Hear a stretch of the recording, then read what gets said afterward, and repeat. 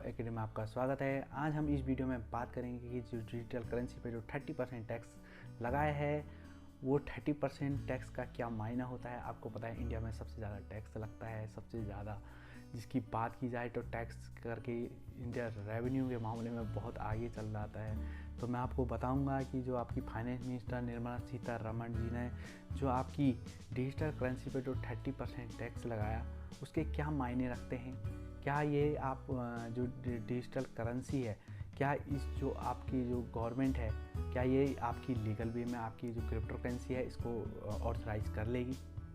क्या डिजिटल जो करेंसी है इसकी नीड क्यों पड़ी?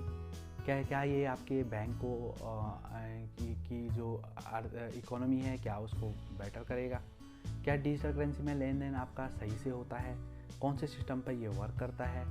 और डिजिटल जो करेंसी है वो कैसे आपकी लीगल वे में, और क्या ये प्राइवेसी के लिए सिक्योरिटी प्रदान करता है, जो आपकी सिक्योरिटी आरबीआई के द्वारा जो पॉलिसी बनाई गई है। तो डिटेल एनालिसिस के साथ हम आपको वीडियो को बताएंगे। यदि आप चैनल पे फर्स्ट बार आए हैं तो चैनल को आप सब्सक्राइब जरूर कीजिएगा, वीडियो को लाइक ज़रूर कीजिएगा और वीडियो को शेयर ज़रूर कीजिएगा। आप शेयर नहीं करते हो जिससे क्या होता है कि और मेंबर्स हैं उन्हें पता नहीं लगता है कि हम डिजिटल करेंसी के बारे में क्या बात कर रहे हैं। तो सबसे पहले हम जानते हैं कि सीबीडीसी क्या होता है। सीबीडीसी होता है आपका central bank of digital currency, ठीक है ना। इसको जो रेगुलेट करता है वो आपकी आरबीआई करती है, RBI reserve bank of India इसको लॉन्च करती है, ठीक है ना। ये ऑफिशियल वे में इस बजट में बात की गई थी 2022 और 2023 के अपकमिंग ईयर के लिए। सबसे पहले हम बताएंगे कि जो ये टेक्नोलॉजी वर्क करती है वो कौन सी, जिससे हमारा जो गवर्नमेंट है उसको रेवेन्यू भी आए और ये आपके लीगल बन सके। तो ये कौन से टेक्नोलॉजी पे वर्क करती है, तो ये होते हैं ब्लॉकचेन टेक्नोलॉजी। मैं इसके बारे में बाद में बात करूँगा। और ये आपकी सबसे पहले होती है सीबीडीसी। होती क्या है सीबीडीसी? आपकी लीगल टेंडर आपकी इशू करती है आपकी जितने भी बैंक को डिजिटल करेंसी प्रदान करने के लिए, कि जिससे हमारे जो सिलेंडर हो, जितनी भी हमारी फ्लैट करेंसी है उसको प्रॉपर वे में आपकी इंटरचेंज कर सके, हम करेंसी को चेंज कर सके। जैसे हम येन है, येन को रुपए में चेंज करते हैं, रुपए को डॉलर में चेंज करते हैं, तो इंटरचेंज भी हो और आपकी फ्लैट करेंसी हो। इसकी नीड क्यों पड़ी सीबीडीसी की? आपको पता ही है कि जो क्रिप्टो करेंसी जितनी भी डिजिटल करेंसी है वो उनका आपका कोई वे है नहीं, वो कैसे भी तरीका आ सकता है, कैसे भी तरीके से आ सकता है। और ये जो प्रोवाइड करते हैं यूज़र को कन्विंस करने में जो यूज़र है वो फ्रॉड का शिकार भी हो सकता है।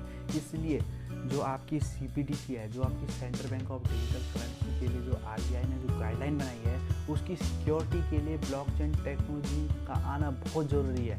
ब्लॉकचेन टेक्नोलॉजी पर ये वर्क करना बहुत ज़रूरी है। मैं आपको बताऊंगा कि इसका जो लेन देन होता है वो कैसे होता है और कैसे ये वर्क करता है। सबसे पहले मैं गवर्नमेंट के जो इंटेंशन क्रिप्टो करेंसी के बारे में, जो वर्चुअल आपकी करेंसी है, जो आरबीआई है उसके कंसर्न है कि आपकी जो डिजिटल करेंसी है उसका गलत वे में आपका प्रयोग ना हो। जैसे हम आतंकवाद के रूप में मनी लॉन्ड्रिंग बोलते हैं, टेरर फाइनेंसिंग में ना हो। जैसे हम आतंकवादी हमला करना है तो सबसे पहले ये टेरर फाइनेंसिंग की दिक्कत है।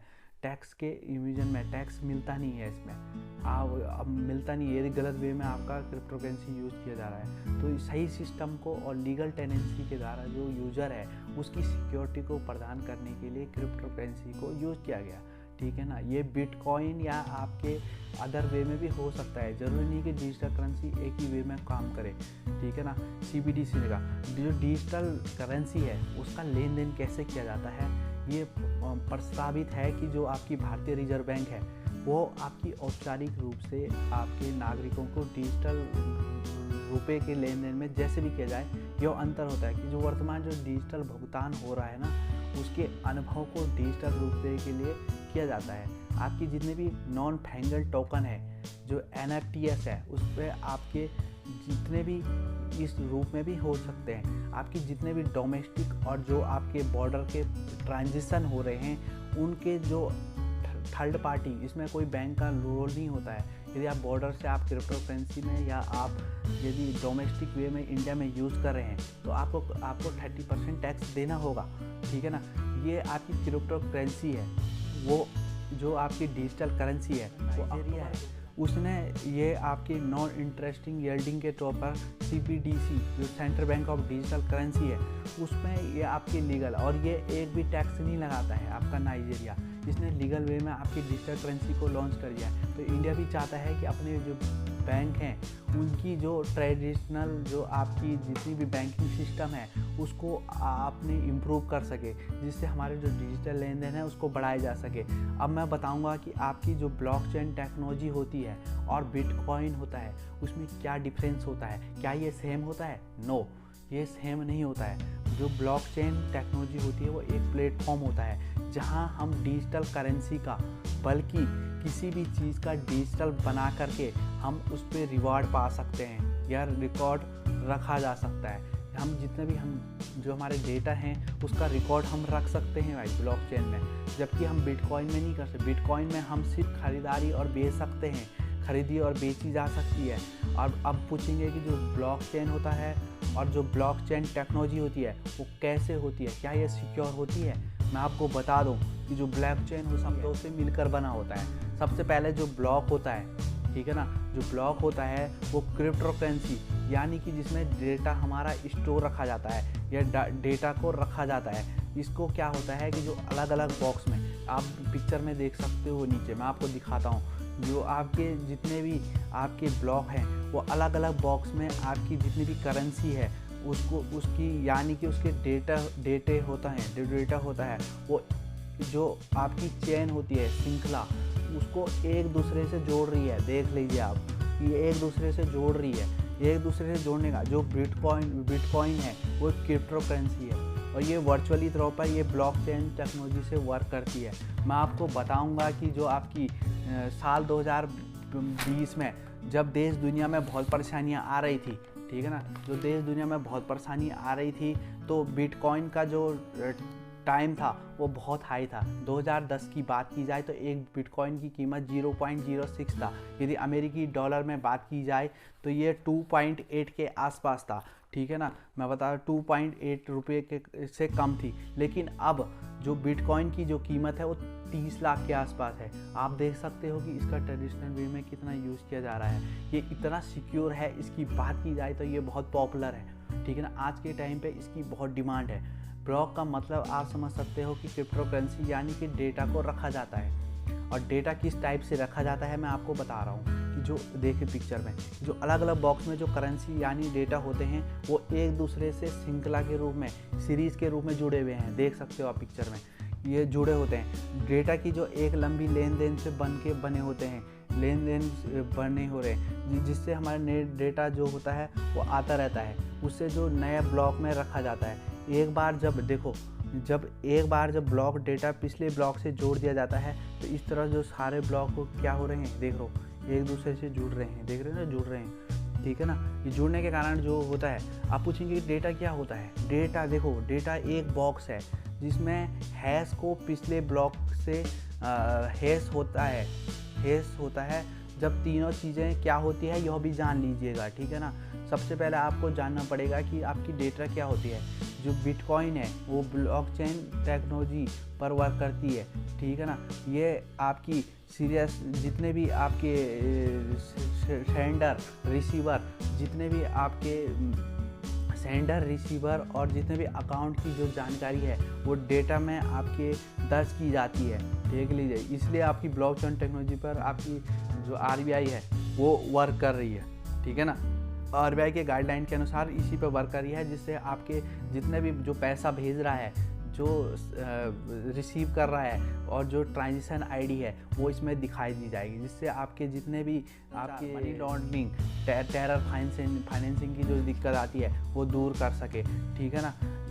और ये डाटा जो आपकी डेटा ब्लॉक होती है वो क्रिप्टोकरेंसी टेक्नोलॉजी पर वर्क करती है, जिसके ज़रिए, ठीक है ना, जिसके ज़रिए आप देख सकते हो जो डाटा ब्लॉक है वो क्रिप्टोकरेंसी टेक्नोलॉजी पे जो इनकोड किया जाता है, तो आपके जितने भी डेटा हैं उनको इनकोड किया जाता है। और जो आपके ब्लॉक हैं वो एक दूसरे से जुड़कर मिले होते हैं। प्रत्येक ब्लॉक की क्रिप्टोकरेंसी हैश के द्वारा एक टाइम स्टैम्प से और लेन देन का डाटा होता है। एक ब्लॉक दूसरे ब्लॉक से अपने अगले ब्लॉक से कनेक्ट होता है। देख लीजिए जो हैश होता है वो क्या होता है। सबसे पहले आपको समझना होगा कि जो क्रिप्टो करेंसी होती है, ठीक है ना, ये जितनी भी डिजिटल करेंसी होती है, जो हैश होता है वो क्या होता है आप समझ, आपकी बायोमेट्रिक होती है, इसमें यूनिक कोड होता है, ठीक है ना। जैसे हम आपके जितने बायोमेट्रिक मशीनें होती है, आपने देखा होगा आप अपना अंगूठा लगाते हो तो सबके अंगूठे अलग अलग होते हैं, तो वो क्या होता है कि जो आपका थंब इम्प्रेशन होता है वो डिफरेंट टाइप के होता है। और ये क्या होता है कि जितने भी ट्रांजेक्शन आईडी होगी ना आपकी, जितने भी आपकी ब्लॉक चेन बन रहे हैं उसका यूनिक कोड होगा, सबका डिफरेंट कोड होगा।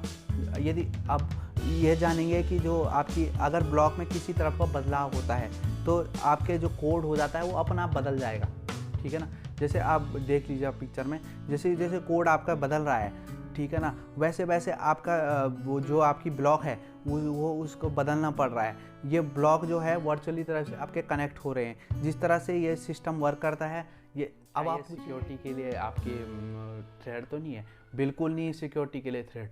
मैं बताता हूँ ये इस पर कोई सिक्योरिटी थ्रेड नहीं हो सकता है। यदि आप ब्लॉक में यदि आप ब्लॉक के जो आपके डेटा है यदि वो चेंज हो गया तो आपको पूरा डेटा चेंज करना पड़ेगा।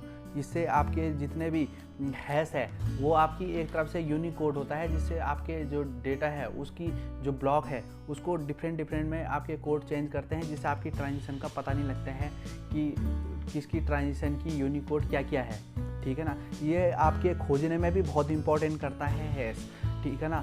ये आपके जितने भी माइनर पुख्ता हैश है वो सिक्योर करता है, ठीक है ना। ये ब्लॉक चेन के द्वारा जोड़ा जाता है और नेटवर्क के द्वारा इसको नोड के द्वारा जाता है। आपको पता होना चाहिए कि जब तक आपकी इतना भी जो डेटा है उसकी ट्रांजिशन का पता ना लगे, आपकी डेटा के जितने भी स्टोर का पता ना लगे कि आपकी ट्रांजिशन आईडी क्या है, आपका ये क्या है, तो आपको पता है कि आपका आईडी सिक्योर नहीं हो सकता है। तो उसको जोड़ने के लिए आपका जो ब्लॉकचेन है उसके नेटवर्क को नोड के जरिए आपको वेरीफाई किया जाता है, जिससे हम इससे ये क्या होता है कि सहमति बन जाती है। इस सहमति से जो आपकी ब्लॉक है वो सिक्योर होने की पुष्टि होती है, जिससे आपका ब्लॉक, आपका जो चेन है ना वो आपकी सिक्योरिटी पाई जाएगी।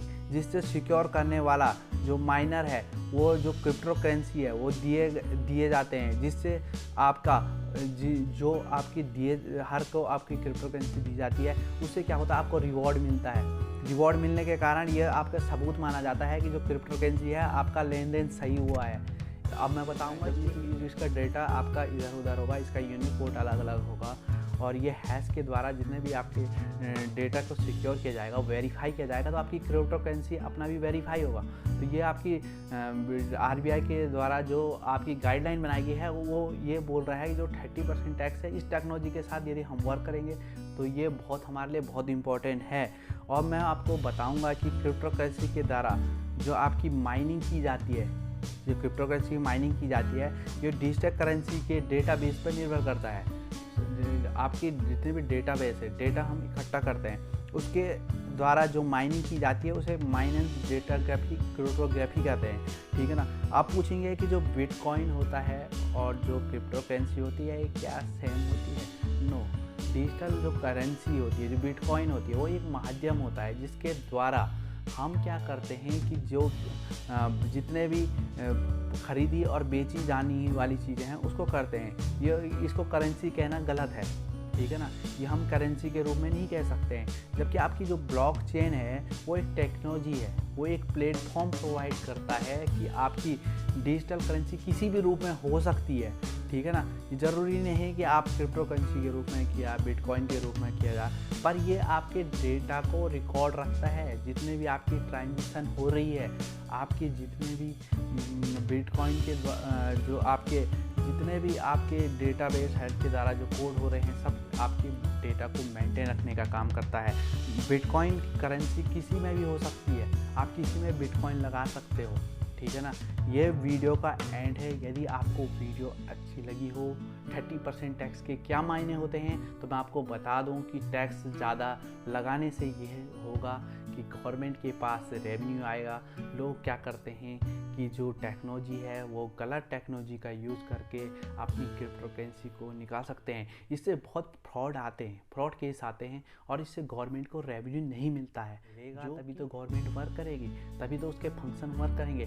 तो मैंने आपको डिटेल एनालिसिस के साथ बता दिया कि जो आपकी क्रिप्टो करेंसी है वो कैसे वर्क करती है, कैसे ये टेक्नोलॉजी पे वर्क करती है, यदि आपको कैसे ये सिक्योरिटी को क्या इस मेंटेन रख सकते हैं। तो मैंने आपको डिटेल के साथ बता दिया है। यदि आपको वीडियो अच्छी लगी हो तो चैनल को सब्सक्राइब जरूर कीजिएगा, लाइक जरूर कीजिएगा। Thanks for listening, God bless you.